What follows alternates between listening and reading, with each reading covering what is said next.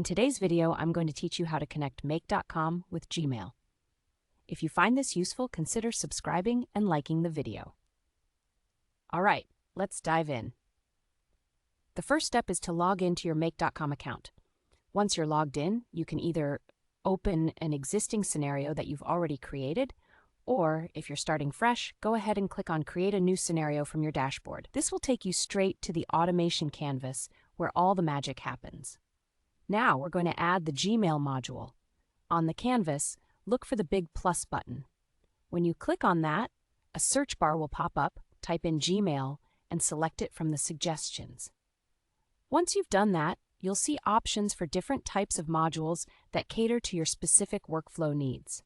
There are triggers, which means your automation will kick off when a new message arrives, and then there are actions, which will perform tasks like sending an email, marking something as read, or even deleting an email. Choose the one that fits your needs best. Next, we need to authorize the connection. When you add the Gmail module, you'll be prompted to add or create a connection.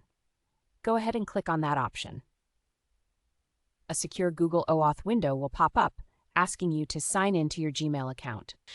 Make sure you sign into the correct account by checking the avatar icon in the top right corner. Once you're in, you'll need to approve the permissions required for the connection.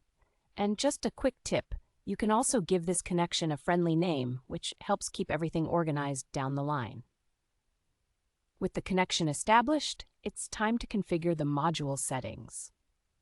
If you're working with triggers, specify the exact label or folder you want to monitor. You can even set parameters like focusing only on unread emails.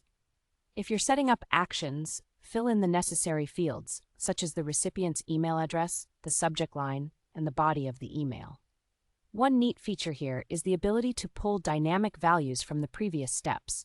For example, you can insert a customer's name directly into the subject line, making it look personalized.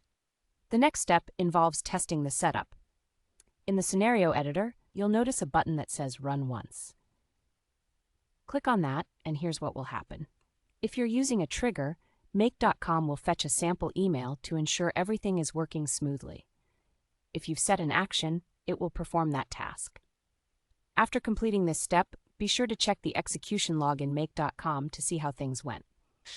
You should also verify the results in your actual Gmail inbox, or check your sent folder to confirm that everything has been executed as expected.